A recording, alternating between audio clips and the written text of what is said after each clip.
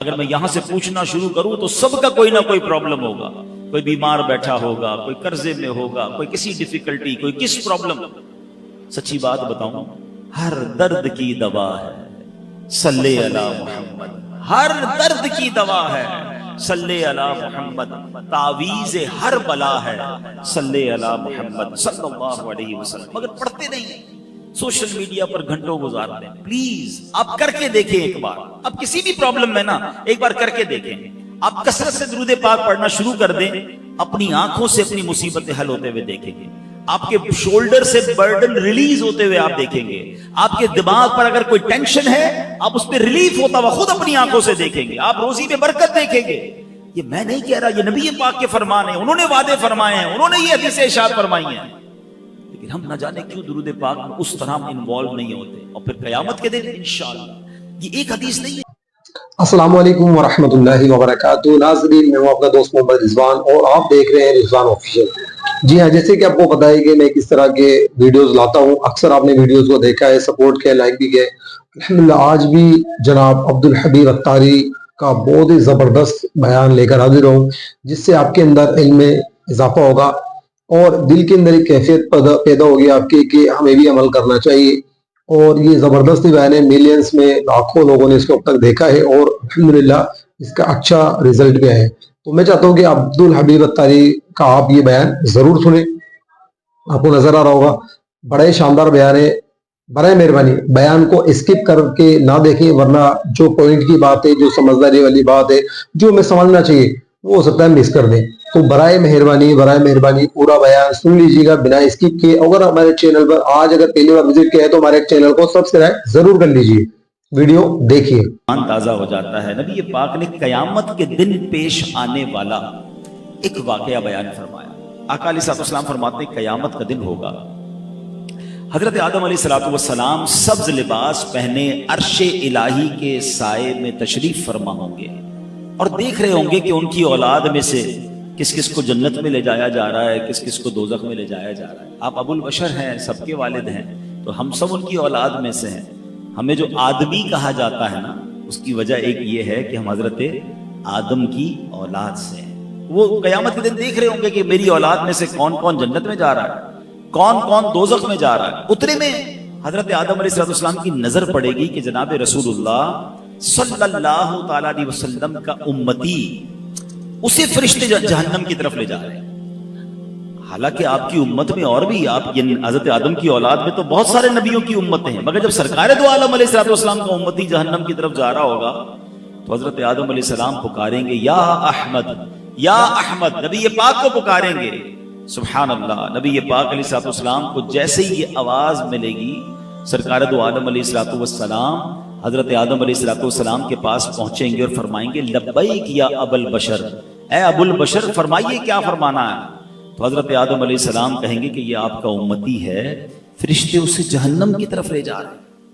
نبی پاک علیہ السلام فرماتے ہیں کہ جب میں یہ سنوں گا تو میں حضرت آدم علیہ السلام کی صدا سن کر فرشتوں کے پاس جاؤں گا اور آقا فرمائیں گے اے میرے رب کے فرشتوں ٹھہر جاؤ. فرشتے عرض کریں گے یا رسول اللہ صلی اللہ علیہ وسلم, ہم تو محکوم ہیں, ہمیں جو آرڈر ہوتا ہے ہم وہ کرتے ہیں, ہم اللہ کی نافرمانی تو نہیں کرتے, ہمیں یہ حکم ملا ہے تو ہم فرشتے اس کو لے کر جہنم میں جا رہے ہیں. تو اب نبی پاک علیہ السلام اپنے مبارک ہاتھوں سے اپنی داڑھی کو پکڑ کر عرش الہی کی طرف رک کر کے عرض کریں گے اے میرے رب, کیا تو نے مجھ سے وعدہ نہیں فرمایا کہ میری امت کے معاملے میں مجھے غمگین نہیں کرے گا. پیار تو دیکھیں, اپنی امت سے محبت تو دیکھیں. آقا خود فرما رہے ہیں کہ میں رب کی بارگاہ میں عرض کروں گا اے رب, تو نے مجھ سے پرومس نہیں کیا کہ میری امت کے بارے میں مجھے غمگین نہ فرمائے گا. اب فرشتوں کو حکم دیا جائے گا اطیعوا محمدا, محمد علیہ السلام کی فرما برداری کرو. یہ حکم ملتے ہی کیا ہوگا, اعلیٰ حضرت امام اہل سنت اپنے ایک شعر میں لکھتے ہیں چھوڑ کر مجھ کو فرشتے کہیں محکوم ہیں.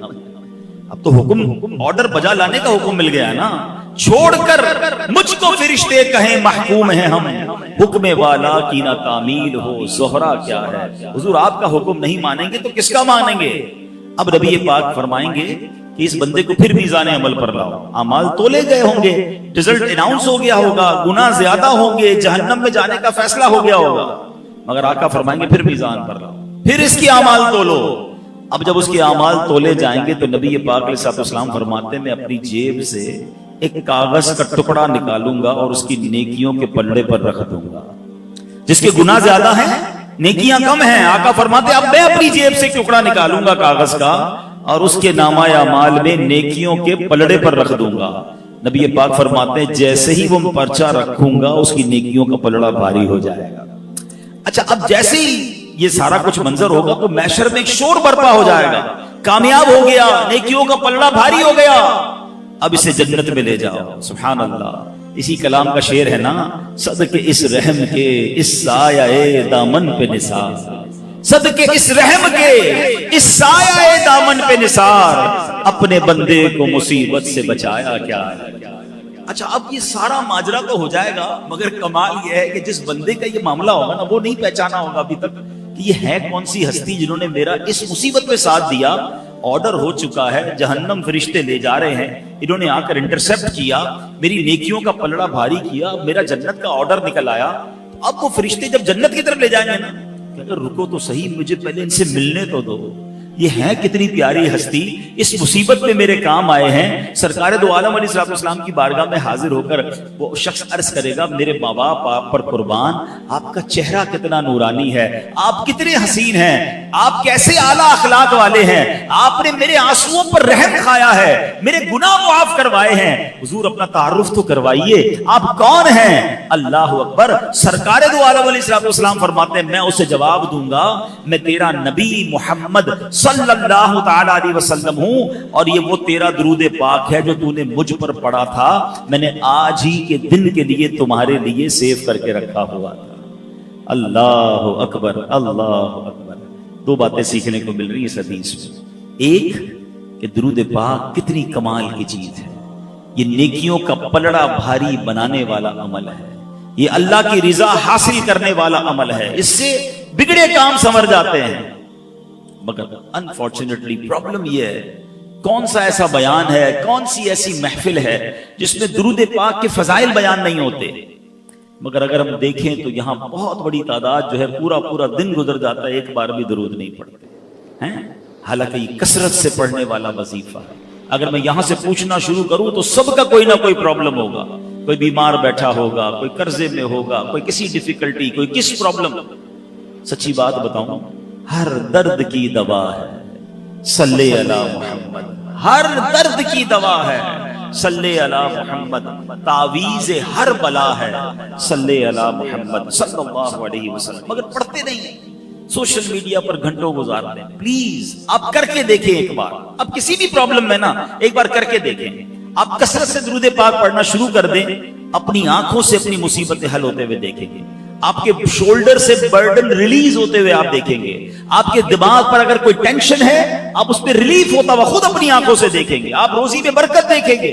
یہ میں نہیں کہہ رہا، یہ نبی پاک کے فرمان ہیں، انہوں نے وعدے فرمائے ہیں، انہوں نے یہ حدیثیں ارشاد فرمائی ہیں. لیکن ہم نہ جانے کیوں درود پاک میں اس طرح انوالو نہیں ہوتے. اور پھر قیامت کے دن انشاءاللہ، یہ ایک حدیث نہیں ہے، کئی حدیثوں کو اگر آپ پڑھیں سرکار دو عالم علیہ السلام فرماتے تم میں سے میرے سب سے زیادہ نزدیک قیامت کے دن وہ ہوگا جس نے مجھ پر سب سے زیادہ درود پڑھے. میرے حوضے کوثر میں کچھ لوگ آئیں گے، حدیثوں کو خلاصہ پیش کر رہا ہوں، جن کو میں کثرت درود کی وجہ سے پہچان لوں گا، پیارے آقا انہیں پہچان لیں گے. نبی یہ پاک کہیں فرما رہے ہیں کہ میں اپنے ساتھ جنت میں لے جاؤں گا جو درود پاک کثرت سے پڑھنے والے ہوں گے. تو کیوں نہ ہم درود پاک کثرت سے پڑھیں؟ تو اے میرے پیارے اسلامی بھائیوں، پہلی نیت تو آج کے اجتماع میں یہ کر لیں کہ انشاءاللہ اب روزانہ کثرت سے درود پاک پڑھیں گے. ایک بار محبت کے ساتھ پڑھ لیں، صلو علی الحبیب صلی اللہ تعالی علی محمد صلی اللہ علیہ وسلم. اس حدیث سے ایک اور جو خوبصورت بات سیکھنے کو ملی کہ سرکار دو عالم علیہ الصلوۃ والسلام قیامت کے دن کس طرح اپنے امتیوں کی شفاعت فرمائیں گے، کس طرح تلاش کر کر کے گناہگاروں کی بخشش کروائیں گے. یعنی کتنا پیار ہے انہیں کہ اس دن جب ساری دنیا کے لوگ جمع ہوں گے سرکار دو عالم علیہ الصلوۃ والسلام کو اپنے امتیوں کا خیال ہوگا. آج چونکہ میلاد مصطفیٰ کی ایک محفل ہے، ویسے بھی 11ویں شریف کا مہینہ شروع ہو چکا ہے، نبی پاک کے بہت سارے کمالات، بہت سارے اوصاف ہم نے سنے ہیں، مگر آج پرٹیکولرلی شفاعت مصطفیٰ صلی اللہ علیہ وسلم، یہ کتنا بڑا انعام ہے اس امت پر. یہ نبی پاک پر بھی انعام ہے کہ ان کو قیامت کے دن کیسی عزت کا مقام عطا کیا جائے گا. ہم سنیں گے آگے بیان میں.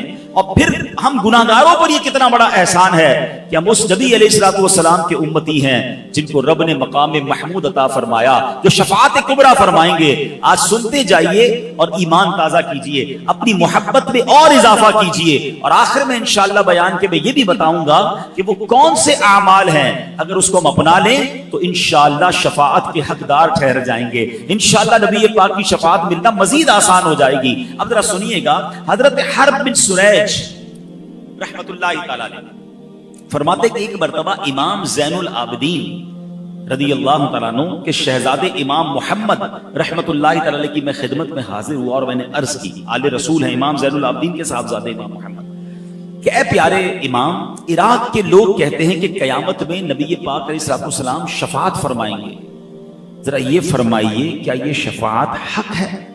سوال کیا ان سے. تو حضرت امام محمد کیا کہتے ہیں, خدا کی قسم شفاعت حق ہے.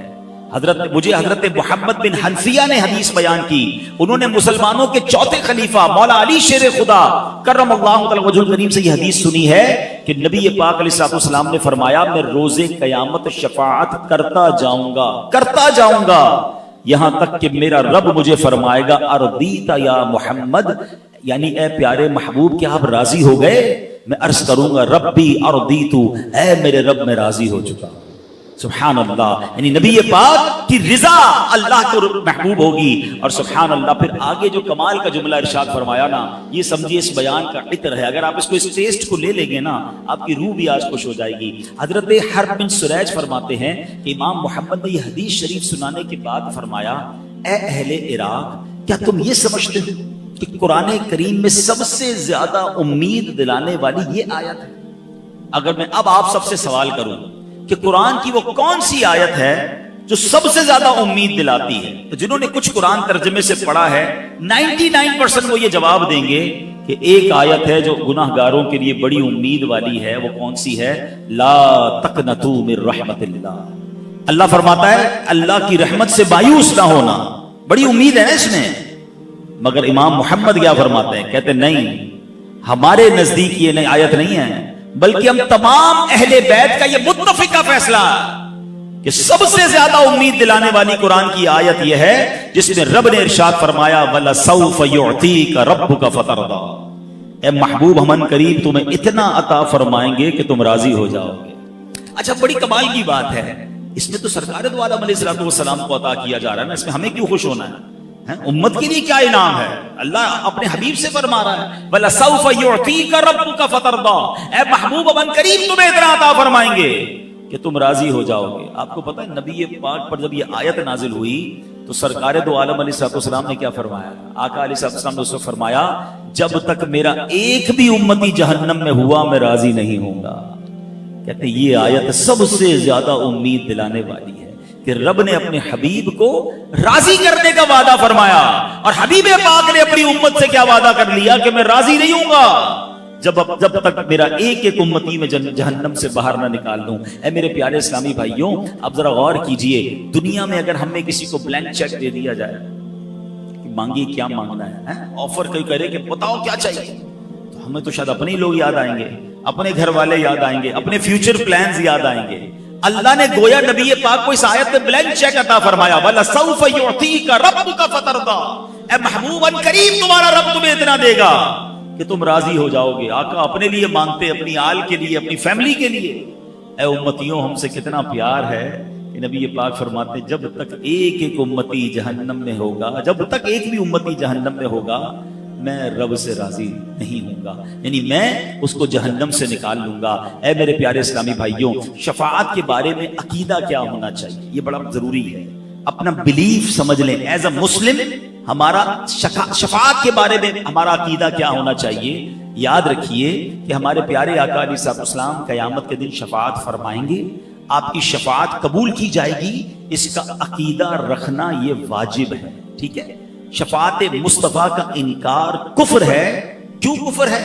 کہ شفاعت کا جو انکاری ہے وہ قرآن کی آیتوں کا انکاری ہے, وہ حدیثوں کا انکاری ہے, کیونکہ قرآن میں واضح طور پر محبوب پاک کی شفاعت کا بیان ہے. اب میں چند قرآن پاک کی آیتیں اور چند حدیثیں بیان کرتا ہوں کہ کہاں کہاں نبی پاک کی شفاعت کا بیان ہے. ایک تو یہی آیت وَلَسَوْفَ يُعْطِيكَ رَبُّكَ فَتَرْضَىٰ، اے محبوب ان قریب تمہارا رب تمہیں اتنا دے گا کہ تم راضی ہو جاؤ گے. اور نبی پاک کا یہ فرمانا کہ جب تک ایک امتی بھی جہنم میں ہوا میں راضی نہ ہوں گا، یہ پہلی آیت. اب دوسری سنیے، اللہ کریم ارشاد فرماتا ہے 26ویں پارے میں سورہ محمد آیت نمبر 19، ارشاد ہوا وَاسْتَغْفِرْ لِذَنبِكَ وَلِلْمُؤْمِنِينَ وَالْمُؤْمِنَاتِ. آسان ترجمہ قرآن کنز العرفان. اور اے حبیب اپنے خاص غلاموں اور عام مسلمان مردوں اور عورتوں کے گناہوں کی معافی مانگو. اب ذرا غور کیجئے، معاف کرنے والا کون ہے؟ رب ہے. جس نے معاف کرنا ہے وہ خود ہی نبی پاک کو کیا فرما رہا ہے کہ اپنی امت کے لیے مجھ سے استغفار کر لو تاکہ میں ان سب کی بخشش فرما دوں.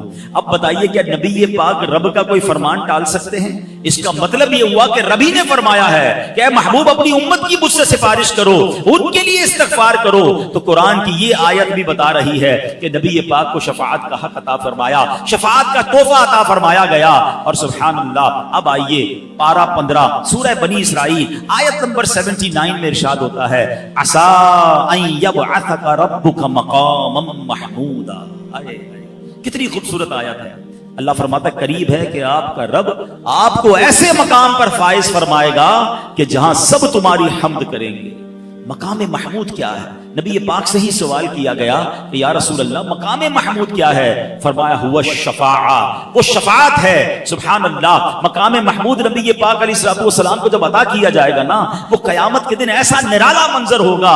اللہ اکبر. انشاءاللہ عاشقان رسول اس دن کے انتظار میں ہیں. سیدی اعلیٰ حضرت کہتے ہیں نا عرش حق ہے مسند رفعت رسول اللہ کی، دیکھنی ہے حشر میں عزت رسول اللہ کی. خدا کی قسم اس دن نبی پاک کی عزت ساری دنیا دیکھے گی. اور یہ بھی یاد رکھیے گا کہ اس دن صرف مسلمان نہیں غیر مسلم بھی مان جائیں گے. جو آج نبی پاک کی شفاعت کے منکر ہیں وہ بھی مان جائیں گے، کیونکہ رب نے انہیں مقام کیسا دینا ہے وہ اپنی آنکھوں سے سب کچھ ہوتا ہوا دیکھ رہے ہوں گے. وہ مقام کیسا ہوگا؟ آئیے حدیث پاک کا خلاصہ سنیے اور ایمان تازہ کیجئے. نبی پاک کی خصوصیت یہ ہے کہ روزے قیامت پیارے آقا علیہ السلام سب سے پہلے اپنے روزہ مبارک سے باہر تشریف لائیں گے. جیسے ہی آپ اپنی قبر انور سے باہر آئیں گے، قبر سے تو سارے لوگ قیامت کے دن نکلیں گے نا، مگر فرسٹ آف آل سب سے پہلے جو اپنی قبر مبارک سے نکلیں گے وہ رسول پاک علیہ السلام ہوں گے. اور جیسے ہی اپنے روزے سے آپ باہر نکلیں گے 70,000 فرشتے تعظیم اور احترام کے لیے حاضر ہو جائیں گے.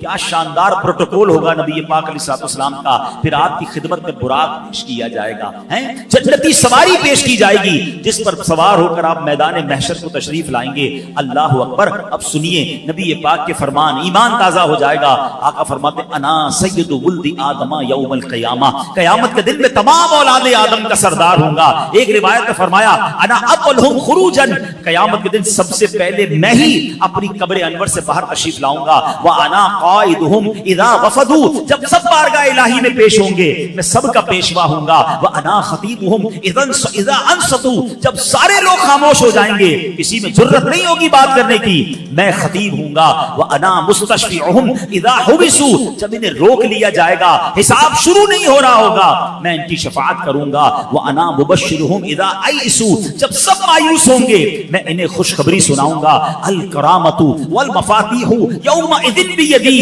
اس دن بزرگی اور عزت بھی میری ہوگی اور جنت کی چابیاں بھی میرے ہاتھ میں ہوں گی. وَنَا أَكْرَمُ وَلَدِ آدَمَ عَلَىٰ رَبِّي، اور میرے رب کریم کی بارگاہ میں تمام اولاد آدم سے بڑھ کر میری عزت ہوگی. فرمایا اس روز 1000 خادم میرے گرد اس طرح ہوں گے جیسے بکھرے ہوئے موتی ہوتے ہیں. حدیث پاک میں فرمایا بِيَدِي لِوَاءِ الْحَمْدِ، قیامت کے دن حمد کا پرچم میرے ہاتھ میں ہوگا. تحت آدم فمن دونہ، حضرت آدم اور ان کی اولاد میں جو ہیں سب کے سب میرے اس پرچم کے نیچے ہوں گے. اللہ اکبر. اب ذرا غور کیجئے اللہ نے کیسا مقام عطا فرمایا ہوگا. یاد رکھیے جب یہ مقام محمود دیکھیں گے اپنے تو اپنے پرائے بھی مانیں گے. मगर उस दिन का मानना काम ना आएगा कि उस दिन तो वो देख कर मानेंगे ना। अरे मानना आज है, इज्जत आज करनी है, अकीदा आज मजबूत करना है। यही बात तो सैयदी आला हजरत लिखते हैं कि आज ले उनकी पनाह, आज मदद मांग उनसे, आज ले उनकी पनाह, आज मदद मांग उनसे, फिर न मानेंगे कयामत में अगर मान गया। कयामत में तो गैर मुस्लिम भी मान जाएंगे जब ऐसा मकाम देखेंगे। अब तसव्वुर कीजिए वो कैसा दिन होगा। जमीन तांबे की होगी, सूरज 1.25 मील पर होगा, लोग अपने पसीने में डुबकियां खा रहे होंगे, इंतजार होगा कि खत्म नहीं हो रहा होगा।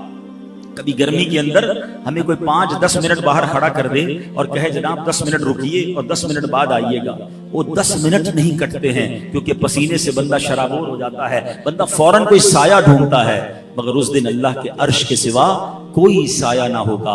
अब क्या होगा, जब बहुत गर्मी लगेगी, बहुत टाइम गुजर जाएगा, तो अहले महशर आपस में मशवरा करेंगे कि कुछ तो करो, किसी से तो बात करो, हिसाब किताब ही शुरू हो जाए। खड़े खड़े जनाब गर्मी में सारे थक गए।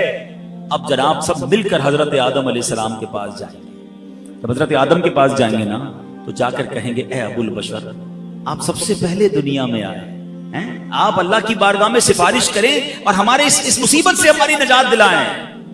क्या होगा, हजरत आदम कहेंगे, नफ्सी नफ्सी इज़हबू इला गैरी। आज जैसा रब ने गजब किया है, पहले ऐसा गजब कभी ना किया होगा, किसी और के पास जाओ। ये सारे महशर के लोग ढूंढते ढूंढते हजरत नूह अलैहिस्सलाम के पास पहुंचेंगे। ए नूह, आप आदम में सानी हैं, आप सफीउल्लाह हैं, आप अल्लाह की बारगाह में, आप नजीउल्लाह हैं, आप अल्लाह की बारगाह में हमारी सिफारिश करें। आप फरमाएंगे, इज़हबू इला गैरी, नफ्सी नफ्सी। आज रब ने जैसा गजब किया ऐसा पहले कभी नहीं किया। अहले महशर फिर तलाश करते हुए हजरत इब्राहिम के पास आएंगे। आप तो खलीलुल्लाह हैं, अल्लाह के दोस्त हैं, आप अल्लाह से अर्ज करें। वो भी कहेंगे, इज़हबू इला गैरी। उसके बाद हजरत ईसा अलैहिस्सलाम के पास आएंगे, वो भी मना कर देंगे। आखिर अहले महशर कहेंगे, हमें कोई रास्ता तो बता दें, कोई क्लू तो दे दें, हम जाएं तो किसके पास जाएं। जब ये सब घूम फिर कर हजरत ईसा के पास आएंगे ना, हजरत ईसा कहेंगे, एक ही शख्सियत है जो आज मदद कर सकती है, वो अल्लाह के आखिरी नबी हैं, वो रहमतुल लिल आलमीन हैं, जनाब रसूलुल्लाह सल्लल्लाहु अलैहि वसल्लम के पास चले जाओ, आज वो तुम्हारी मदद करेंगे, उन्हीं के हाथ में शफाअत का दरवाजा है। अल्लाह अकबर। अब ये अहले महशर जब हजरत जनाब रसूलुल्लाह सल्लल्लाहु अलैहि वसल्लम के पास आएंगे तो मेरे आका अलैहिस्सलाम ये ना कहेंगे, इज़हबू इला गैरी। आका फरमाएंगे, अना लहा अना साहिबुकुम, आओ मेरे गुलामों, आज मैं इसी दिन के लिए हूँ। सुभान अल्लाह। इसी मंजर को किस खूबसूरत अंदाज में मौलाना हसन रदा खान साहब हैं ना, वो लिखते हैं, कहेंगे और नबी इज़हबू इला गैरी, कहेंगे और नबी इज़हबू इला गैरी। मेरे हुजूर के लब पर अना लहा होगा, मेरे हुजूर के लब पर अना लहा होगा। दिखाई जाएगी महशर में शाने महबूबी कि आप ही की खुशी आपका कहा होगा। अब क्या होगा जरा सुनिए। नबी पाक के पास जब अहले महशर पहुंचेंगे ना तो अब नबी पाक सजदा करेंगे। पहले जरा यहाँ रुक जाएं।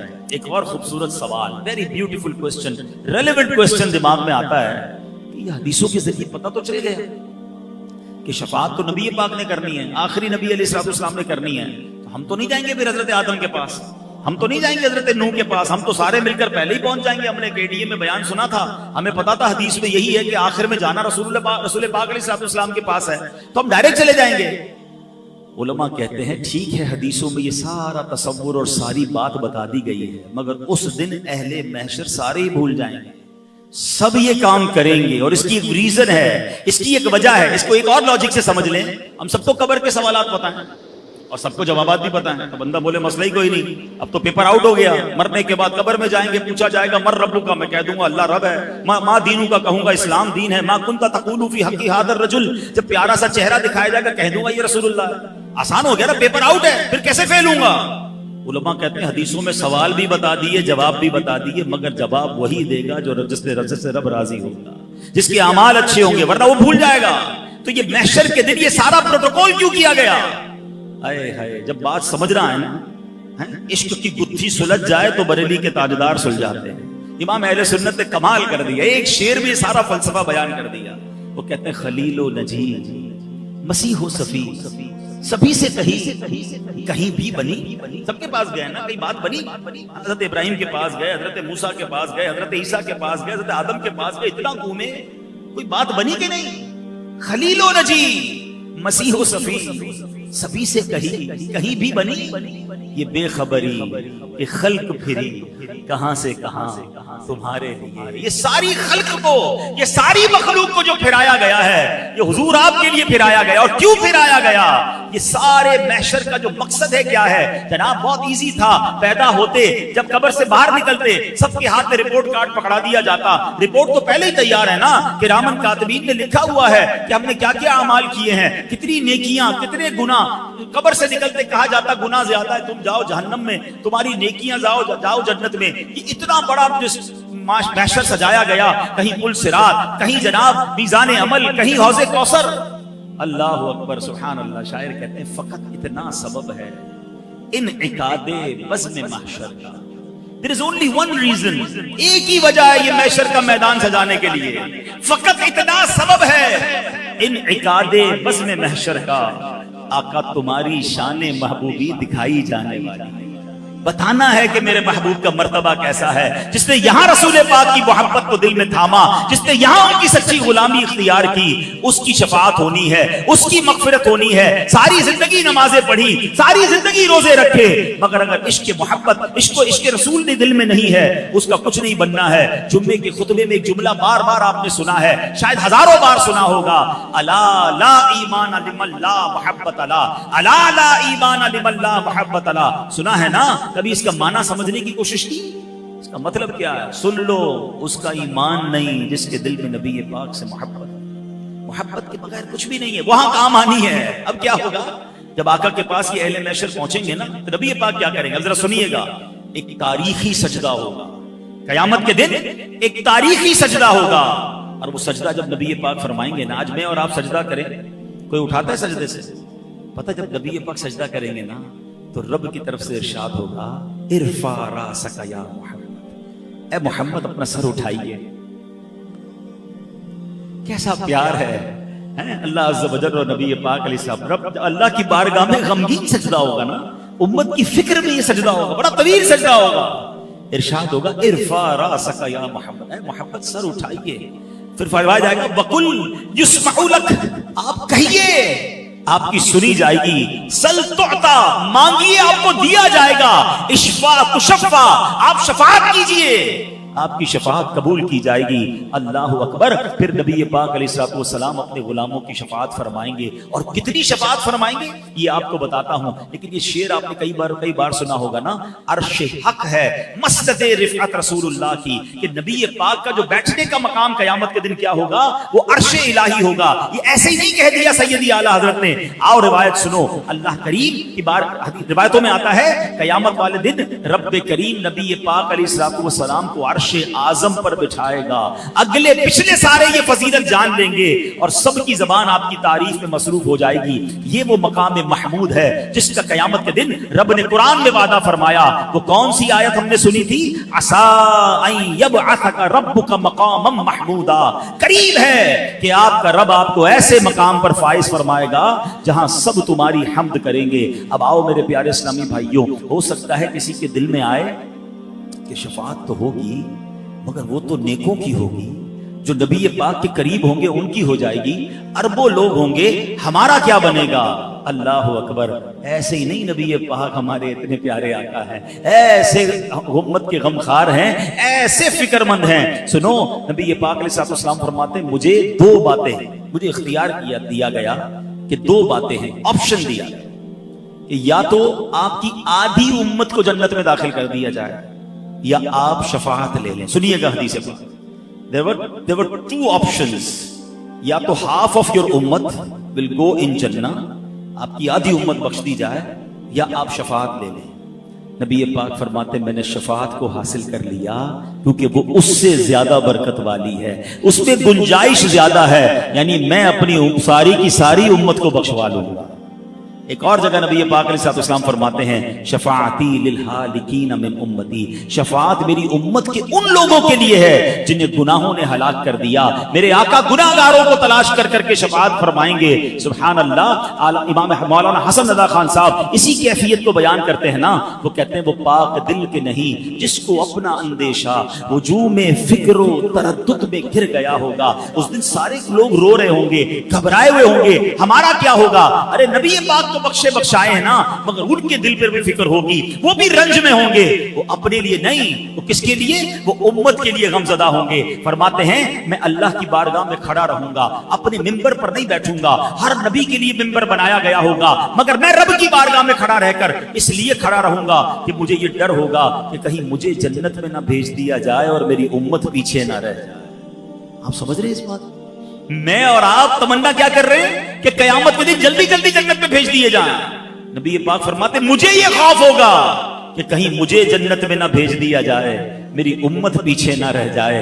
अल्लाह अकबर। ऐसा ख्याल तो माँ बाप भी नहीं करते अपने बच्चों का, जो नबी ये पाक उस दिन फरमाएंगे। यही बात मौलाना हसन रजा खान साहब लिखते हैं कि अजीज बच्चे को माँ जिस तरह तलाश करे, अरे किसी का माँ का बच्चा गुम हो जाए कैसे ढूंढता है, अजीज बच्चे को माँ जिस तरह तलाश करे, खुदा गवाह यही हाल आपका होगा। हजार जान फिदा नर्म नर्म पांव से पुकार सुन के असीरों की दौड़ता होगा। अरे अपने मुबारक पांव से कभी इधर से कोई पुकार रहा होगा, कोई इधर से पुकार रहा होगा, और आका दौड़ दौड़ कर उन्हें बचा रहे होंगे। कोई करीब तराजू, कोई लबे कौसर, कोई सिरात पे उनको पुकारता होगा।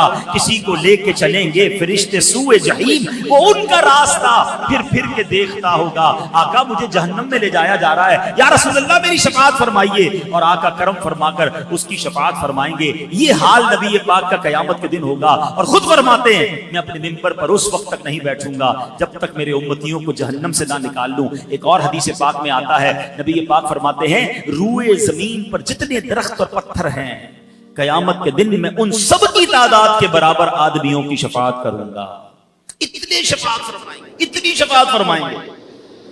अल्लाह अकबर। एक और जगह रिवायत में मिलता है कि हर नबी को एक दुआ दी गई है। वैसे तो नबी की हर दुआ कबूल होती है, मगर एक स्पेशल दुआ दी गई कि वो जो मांगेंगे उन्हें अता किया जाएगा। नबी पाक ने पता क्या फरमाया? फरमाया हर नबी ने अपनी दुआ दुनिया में कर ली है, मैंने वो दुआ कयामत के दिन बचा के रखी है, और वो उस दिन में अपनी उम्मत के लिए करूंगा। अल्लाह अकबर। प्यार तो देखे हमसे। मैं अब नौजवानों से 2 मिनट बात करना चाहता हूं। हम लोग कहते हैं मैं फला फुटबॉलर से प्यार करता हूं, मुझे फला एक्टर से प्यार है, मुझे फला क्रिकेटर बड़ा अच्छा लगता है। घर में जाओ तो तस्वीरें लगाई हुई हैं, उसको एडमायर कर रहे हैं, उसको फॉलो कर रहे हैं, उस जैसे कपड़े, उस जैसे बाल, उस जैसे स्टाइल। कभी पूछूं उससे कि भाई कभी वो जो बड़ा आदमी जिसको आप फॉलो करते हैं, दीवाने उसने कभी आपका कोई ख्याल किया, आपको जानता है? नौजवान कहते हैं हमें कैसे जानेगा, उसके तो अरबों करोड़ों फॉलोवर्स हैं, हम तो कभी मिले नहीं है, बस उसको देखा है, दीवाने हो गए हैं, वो हमें जानता भी नहीं, हमारा ख्याल कहां से रखेगा? अब मुझे बताओ, तुम उसको चाहते हो कि जो तुम्हें जानता नहीं है, जिसने कभी तुम्हारा ख्याल नहीं रखा? मैं उसकी मोहब्बत की बात कर रहा हूं कि मैं और आप पैदा नहीं हुए थे, 1400 साल पहले जो हमें याद करते थे, जो रातों को जागते थे, हमारे लिए आंसू बहाते रहे हैं, मेराज की शब उम्मत को याद किया, और आप देखें महशर के दिन क्या हाल होगा। अरे वाकई अगर किसी से मोहब्बत करनी है, किसी पर फिदा होना है, तो रसूल पाक से बढ़कर कोई ऐसी हस्ती नहीं है। आला हजरत कहते हैं ना, जो ना भूला हम गरीबों को रजा, जो ना भूला हम गरीबों को रजा, याद उसकी अपनी आदत कीजिए। अब आइए, बातें तो बहुत सारी हैं, मगर अब मैं कुछ वो अमाल बता देता हूँ हदीसों के जरिए, जिसके बारे में नबी पाक ने फरमाया कि ये अमल करने वाले को मेरी शफाअत मिलेगी। शफाअत हासिल करनी है ना, तो कुछ ऐसा बनने की भी तो कोशिश करें। प्यारे आका फरमाते क़ाल ला इलाहा इल्लल्लाहु खालिसन मिन क़ल्बिही। एक दिन नबी पाक से हजरत अबू हुरैरा ने पूछा, या रसूलल्लाह क़यामत के दिन आपकी शफाअत की सआदत कौन पाएगा, कौन आपकी शफाअत हासिल कर सकता?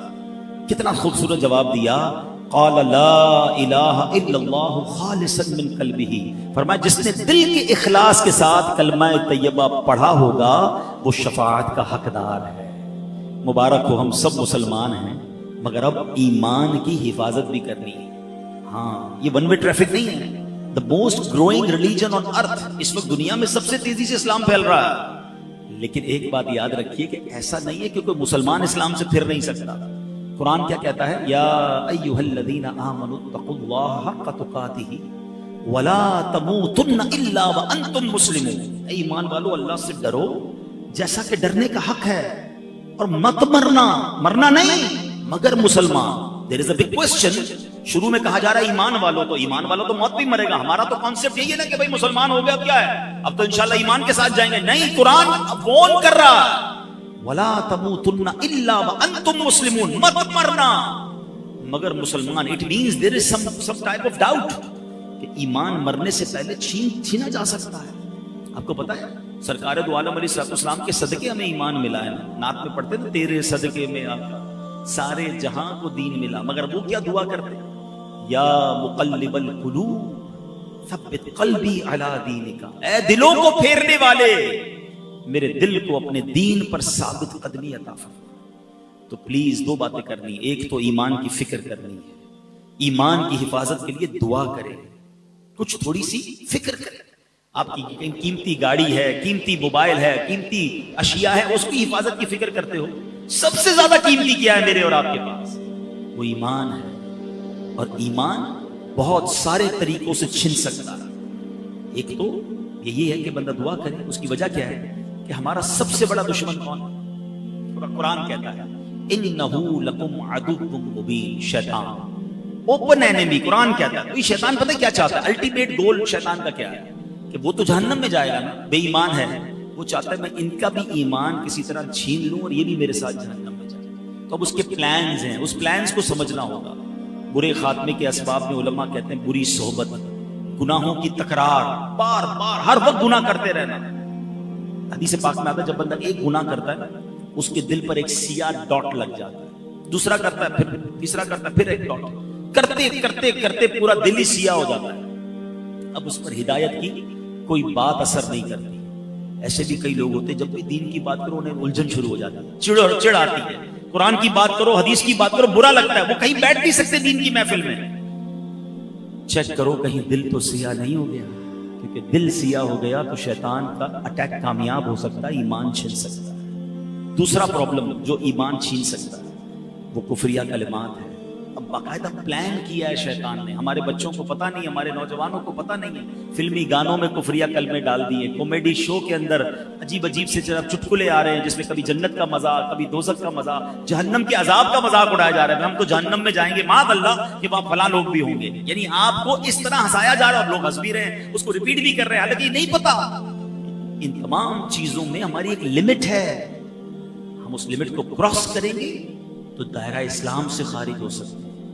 ہمیں ان تمام چیزوں کا علم، بری صحبتوں سے بچنا ہے، بولتے سے پہلے خیال کرنا ہے. ہر جگہ بولنا نہیں ہوتا، ہر بات میں آپ اپنی لب کشائی نہیں کر سکتے. بہرحال یہ ٹاپک تو بہت لمبا ہے لیکن میں ایک مشورہ دے دیتا ہوں پھر اگلے ٹاپک پر آتا ہوں. ایک کتاب میں آپ کو سجیسٹ کرتا ہوں، one of the beautiful book on that subject. بلکہ میں کہوں کہ صدیوں میں ایسی کتاب نہیں لکھی گئی ہے. اللہ سلامت رکھے امیر اہل سنت، فاؤنڈر آف دعوت اسلامی مولانا الیاس قادری صاحب کو کتاب کا نام ہے کفریہ کلمات کے بارے میں سوال و جواب. آپ بلیو کریں ایک بار اس کتاب کو پڑھ لیں، کہتے ہیں نا ذہن کی کھڑکیاں کھل جائیں گی کہ یار یہ جملے تو مذاق میں کہہ رہے ہوتے ہیں، ہم تو دوستوں میں بیٹھ کے کہہ رہے ہوتے ہیں، ہمیں پتہ ہی نہیں ہے.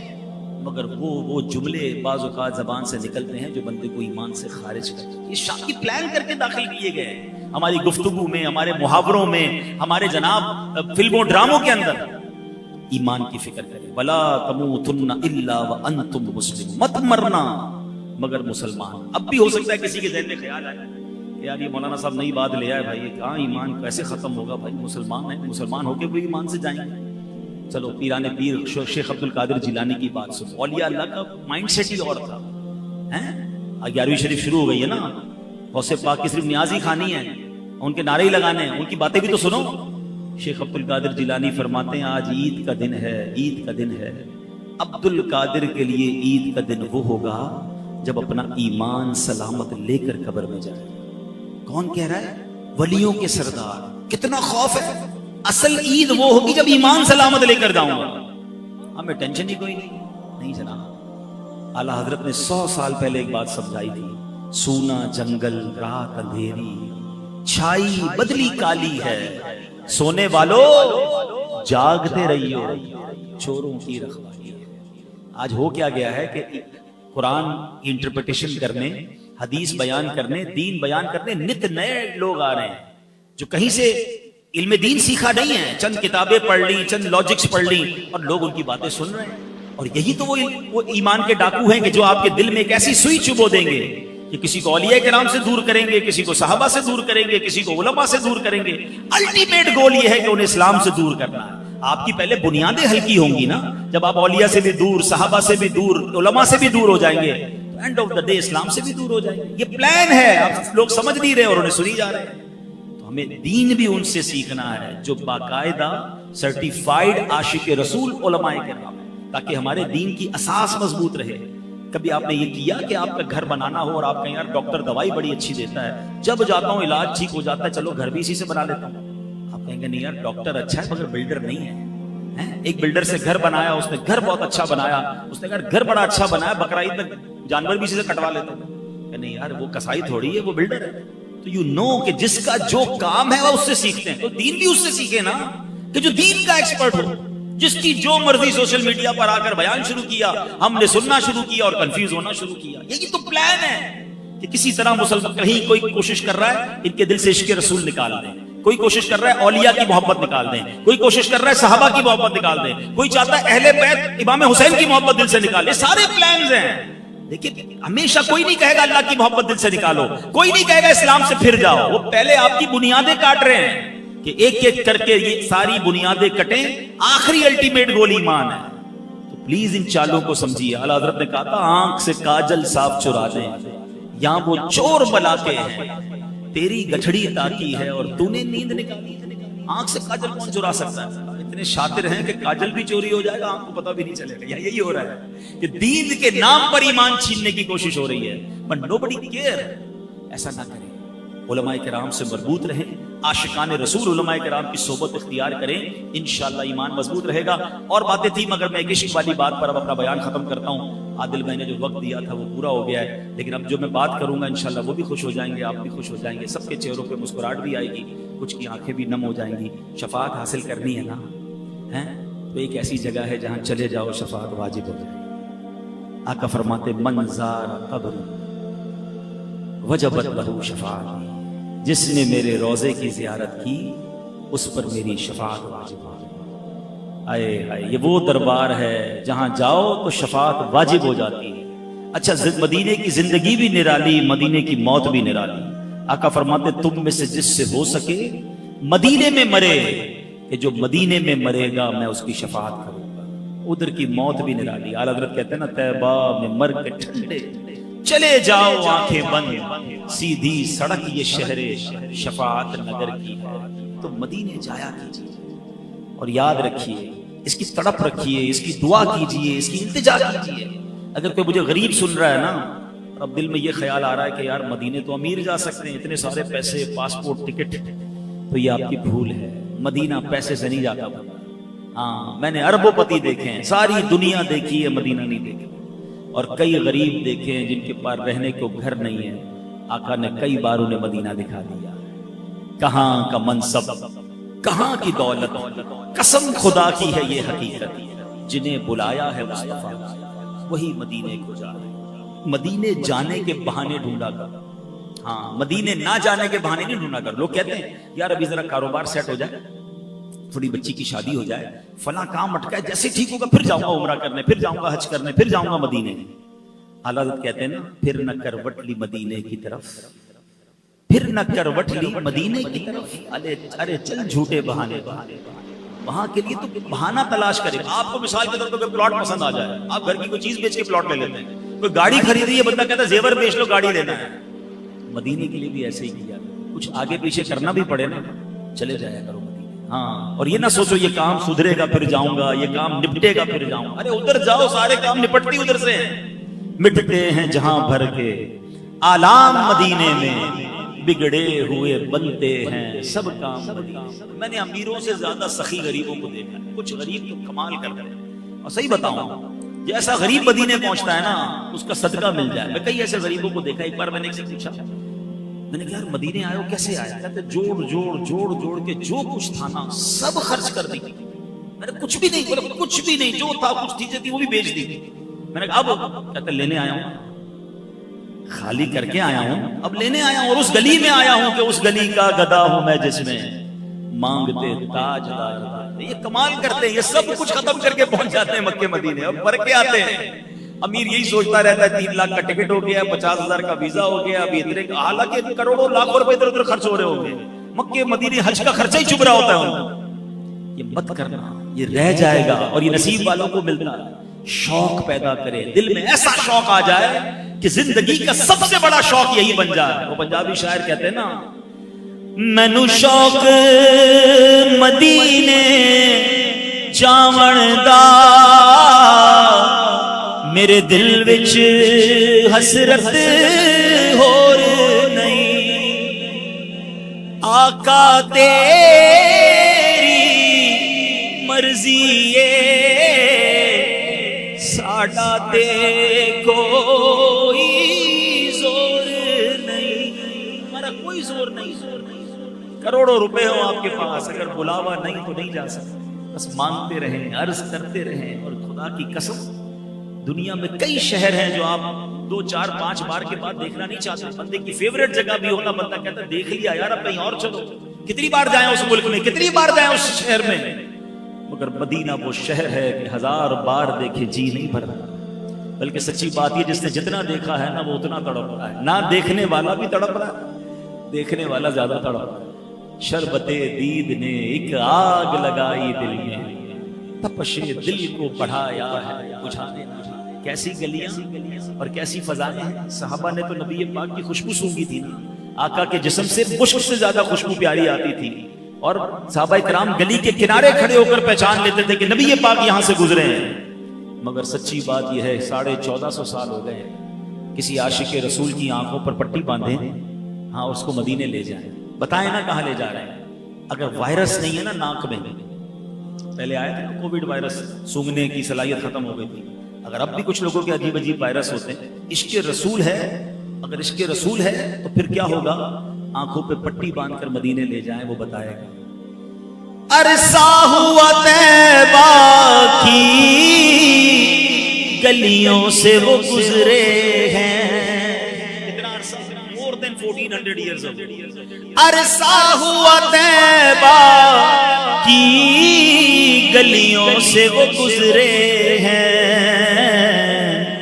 اس وقت بھی گلیوں میں خوشبو ہے پسینے کی۔